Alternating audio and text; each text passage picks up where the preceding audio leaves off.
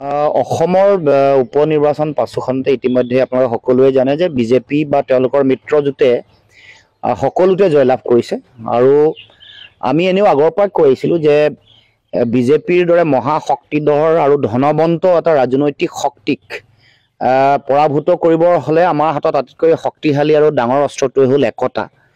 একতাৰে যেতিয়া যুঁজ দিম তেতিয়াহে বিজেপিৰ বিৰুদ্ধে জিকাৰ যিটো সম্ভাৱনা সেইটো সদায় বাঢ়ে। আশাবাদী জয়লাভৰ যিটো ৰাজনৈতিক যিটো পৰিৱেশ সেইটো কেৱল মাত্ৰ একতাৰ মাজত নিহিত হৈ আছে, সেইটো কথা আমি বহুবাৰ কৈছোঁ আৰু সেইকাৰণে এক হৈ থকাৰ কাৰণে আমি শেষৰলৈকে প্ৰচেষ্টা অব্যাহত ৰাখিছিলোঁ। যেতিয়া আসন ভাগ বতৰাৰ কথা যেতিয়া আহিছিলে তেতিয়াও এই কথা কৈছিলোঁ যে উপনিৰ্বাচন যিহেতু মূল নিৰ্বাচন ২৬ৰ নিৰ্বাচনলৈ এতিয়াও মাত্ৰ ১ বছৰ ৩ মাহ বা ৪ মাহহে বাকী আছে।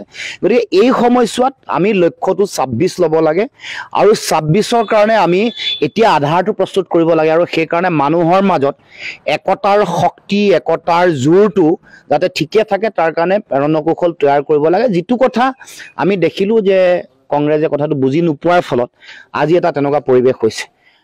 এতিয়া সম্ভাৱনা থকা আটাইতকৈ বেছি সম্ভাৱনা থকা চামগুৰি তাতো খুব বেয়া ফলাফল হৈছে। ফলাফল হোৱাৰ মূল কাৰণটো এইটোৱে যে তাত ঐক্যবদ্ধ হ'ব নোৱাৰিলোঁ, ঐক্যবদ্ধ হ'ব পৰা নহ'ল বিৰোধী।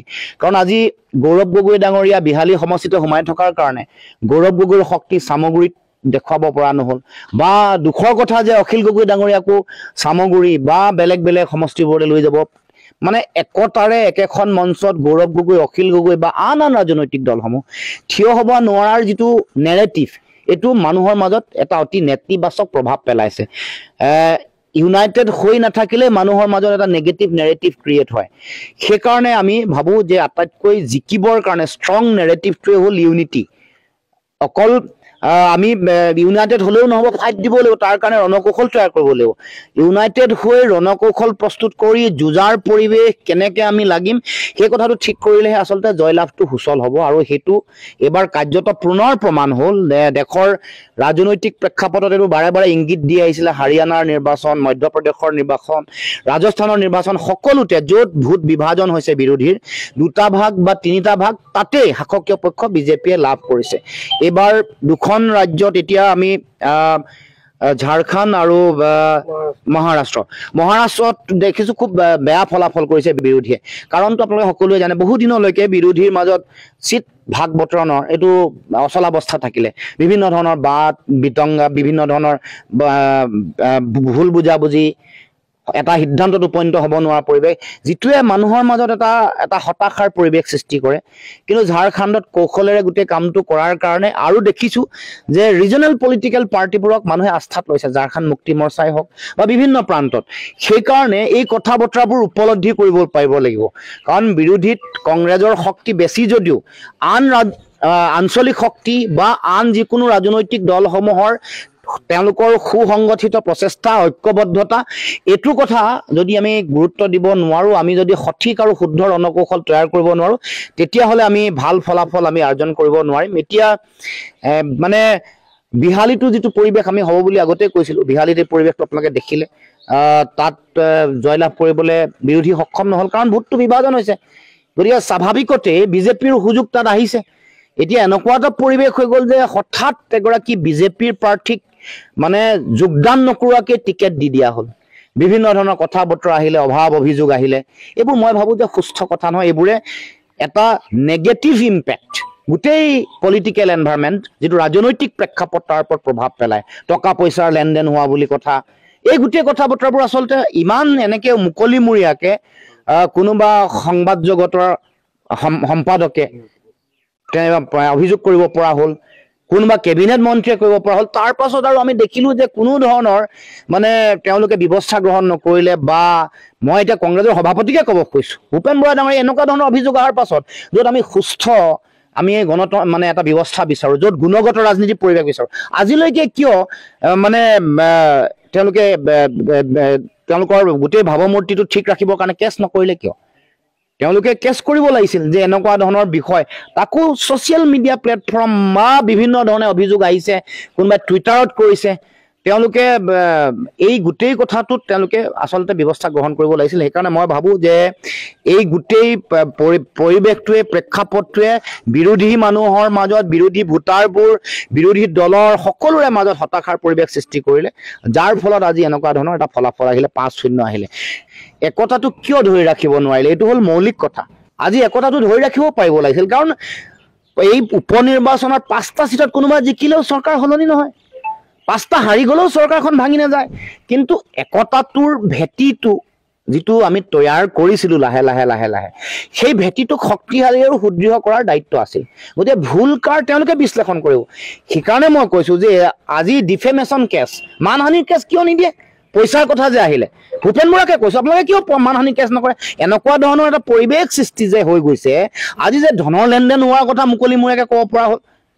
গতিকে এই কথা বতৰাবোৰ মই ভাবোঁ যাৰ কাৰণে আজি একতাটো যে আজি বন্ধকত দি দিয়া হ'ল, আমাৰ বিৰোধী ৰাজনৈতিক শক্তিৰ মাজত একতা যিটো ভাঙোন আহিলে, এই কথাটো আচলতে পুনৰ বিশ্লেষণ হোৱাটো প্ৰয়োজন। মই আজি যিহেতু ফলাফল আহিছে, বিশেষ একো ক'ব খোজা নাই। এটাই স্পষ্টকৈ ক'ব পাৰোঁ যে একতা য'ত ভাঙিছে বেয়া ফলাফল হৈছে, য'ত এক হৈ আছে জয়ৰ সম্ভাৱনা, জিকিব বুলি নকওঁ, কিন্তু জয় হ'ব পৰা যিটো সম্ভাৱনাপূৰ্ণ যিটো পৰিৱেশ, সেইটো ৰাজনৈতিক পৰিৱেশটো গঢ় লৈ উঠে। গতিকে একতাৰ বিকল্প নাছিল উপ নিৰ্বাচনত। গতিকে এই কথাবোৰ যাতে সকলোৱে উপলব্ধি কৰে। গৌৰৱ গগৈ নিজৰ নৈতিক দায়িত্ব স্বীকাৰ কৰিছে, পৰাজয় তেওঁ নৈতিক দায়িত্ব স্বীকাৰ কৰিছে কিছু সময় পূৰ্বে। গৌৰৱ গগৈ কি ক'ব এইটোৰ ওপৰত? চাওক, প্ৰথম কথাটো হ'ল যে নিৰ্বাচন এটা কালেক্টিভ বস্তু, এইটো ব্যক্তিগত কোনো কথাৰ ইয়াত বিষয় আহিব নোৱাৰে। এইটো এটা কংগ্ৰেছৰ বিফলতা, ব্যক্তিগতভাৱে কোনোবাই কি কৈছে কি নাই মই এইটো নাজানো, কিন্তু এইটো এটা কালেক্টিভ বস্তু।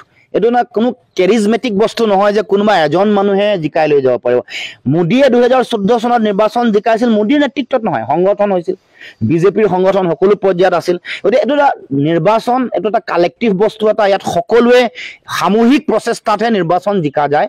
গতিকে মই ভাবোঁ যে এইটো এটা একতা নোহোৱাৰ ফলশ্ৰুতিত এই পৰাজয় হৈছে।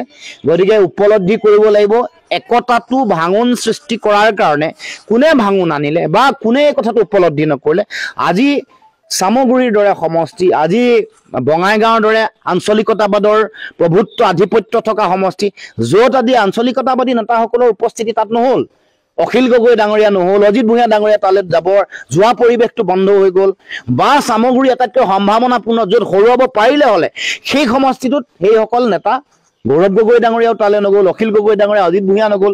এই নোযোৱাৰ কাৰণে আজি ফলশ্ৰুতিত মানুহৰ মাজত হতাশা আহিছে যে তেওঁলোকে চোন একত্ৰিত হৈ থাকিব নোৱাৰে, তেওঁলোকে চোন বিজেপিক হৰুৱাবলৈ তেওঁলোকৰ মন নাই নেকি আচলতে, এনেকুৱা ধৰণৰ ভাৱনা মানুহৰ মাজত আহিছে যে হৰুৱাবলৈ, বিজেপিক হৰাবৰ কাৰণে আমি একেলগে একত্ৰিতভাৱে যুঁজ দিয়াৰ পৰিৱেশটো আচলতে নাইকিয়া হোৱাৰ কাৰণে আজি এনেকুৱা ধৰণৰ ফলাফল। সাধাৰণ কথা, একতা নাথাকিলে এইটো এনেকুৱা ফলাফল আহিবই। যোৱাবাৰ জয়ন্ত বৰাই 23,000 ভোট পাইছিলে, CPIML আৰু কংগ্ৰেছৰ তেওঁলোকৰ যিটো যৌথ প্ৰাৰ্থী বিবেক দাসে 22,000 পাইছিলে, মুঠতে 45,000 ভোট। এইবাৰ তেওঁলোকে কংগ্ৰেছে পালে 41,000, CPIML দলে পালে 5,000 ভোট আৰু আপে পালে 1,000, 47,000 ভোট। বৰ বিশেষ পাৰ্থক্য অহা নাই। গতিকে ভোট এইটোৱে আছিলে, আৰু সকলো ধৰণৰ কথা বতৰা চাই সিদ্ধান্ত ল'ব লাগিব। আজিকালি ইমান উন্নত আধুনিক এটা পলিটিকেল ষ্ট্ৰেটেজি মেনেজমেণ্ট চলে। গতিকে তেওঁলোকে কংগ্ৰেছৰ দৰে এটা দক্ষ দল, কংগ্ৰেছৰ দৰে শক্তিশালী ষ্ট্ৰেটেজি মেনেজমেণ্টৰ কাৰণে বেলেগ বেলেগ এজেঞ্চি ব্যৱহাৰ কৰি থকা দলটোৱে কোনটো প্ৰয়োজন, প্ৰায়ৰিটিটো ফিক্স কৰিব লাগিব। ইউনিটিটো প্ৰায়ৰিটি আছে নাই, ইউনিটিৰ প্ৰায়ৰিটিৰ কাৰণে, ইউনিটি যদি প্ৰায়ৰিটিত আছে তেতিয়াহ'লে কেনেকৈ গোটেই ষ্ট্ৰেটেজি প্ৰফেচনেলি মেনেজমেণ্ট কৰিব লাগিছিলে এইটো তেওঁলোকে জনা দৰকাৰ। কাৰণে এটা সুযোগ পাইছোঁ, ফলাফলে আমাক সুবিধা দিছে। গতিকে তাৰ পাছত এই গোটেই বিষয়টোত যিসকলে একতা ভাঙিছে বা যোনে একতাটো গুৰুত্বপূৰ্ণ নহয় বুলি ভাবে, তেওঁলোকে উপলব্ধি কৰি তেওঁলোকে নিজে বুজি পাব লাগিব, আৰু তাৰ পিছত আমি কথা বতৰা পতাৰ এটা পৰিৱেশ থাকিব। আমিতো সদায় ভাবোঁ যে বিজেপিক উৎখাত কৰিবলৈ হ'লে একতাৰে যুঁজিব লাগিব। আজিও আমাৰ মূল লক্ষ্য বিজেপিক উৎখাত কৰা। সেইকাৰণে বহুত ধৰণৰ কথা বতৰা হোৱাৰ পাছতো, বহু দেৰিলৈকে তেওঁলোকে এই গোটেই কথাবোৰ ঠিক ছেটেল কৰি নিদিয়াৰ পাছতো আমি কেৱল মাত্ৰ অসমৰ মানুহৰ স্বাৰ্থত 26ৰ ৰাজনৈতিক ভৱিষ্যতটো আমি শক্তিশালী কৰাৰ স্বাৰ্থত আমি গোটেই বিষয়টো আগবঢ়াই লৈ গৈছিলোঁ। গতিকে সকলোৱে ভাবক, উপলব্ধি কৰক, উপলব্ধি কৰি বুজি তেওঁলোকে আগবাঢ়ি আহক।